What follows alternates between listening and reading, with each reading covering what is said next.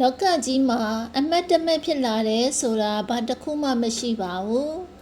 အကြောင်းကောင်းကဲလို့အကျိုးကောင်းတွေဖြစ်လာခြင်းဖြစ်တယ်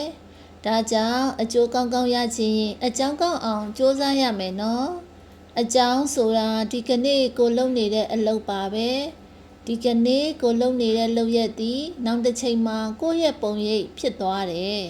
ပုံရိပ်လှလှလေးတွေရကျင်နေဆိုရင်တော့ဒီကနေ့ကိုလုပ်နေတဲ့အလုပ်သည်ကာယကံဝစီကံမနောကံဆိုတဲ့ကံ၃ပါးစင်ကြယ်တန်ရှင်းနေဖို့လိုပါတယ်။ကံ၃ပါးညှဉ်းနှွမ်းနေမယ်ဆိုရင်တော့ကိုယ့်ရဲ့အနာဂတ်ပုံရိပ်ကလှပမှာမဟုတ်ပါဘူး။ဒါကြောင့်ကိုယ့်ရဲ့အနာဂတ်ပုံရိပ်သည်ကိုယ့်လက်ထဲမှာပဲရှိပါတယ်။အဲ့ဒီအနာဂတ်ပုံရိပ်လှပစေဖို့ဒီကနေ့ဘာလုပ်နေလဲဆိုတာကို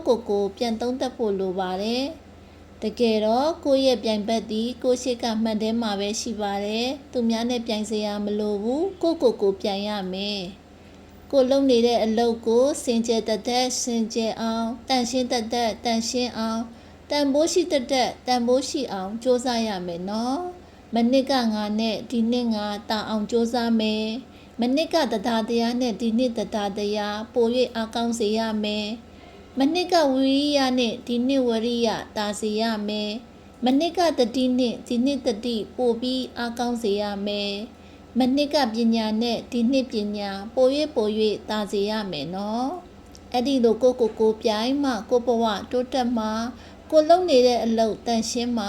ကိုလုံနေတဲ့အလုပ်တန်ရှင်းနေပြီဆိုမှတော့ကိုယ့်ရဲ့အနာဂတ်ပုံရိပ်လှပပြီပေါ့